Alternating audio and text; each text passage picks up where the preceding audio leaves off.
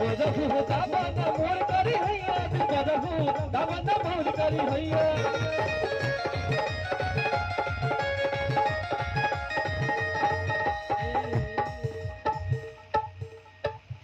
चढ़ली जवनिया में बड़े नसैया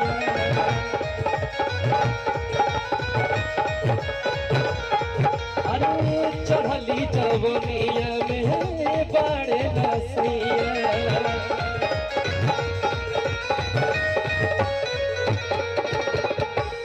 ये साउंड वाले भैया भी देवर ही है, थोड़ा इधर भी ध्यान देना है। ठीक है, अब इसको देख के उसको मत फेरिएगा, इधर आइए ना। कहना है देखिए वीर जी कितने बड़े मुस्कान है कि बाप रे बाप माल तो ठीक लिया इल्वा।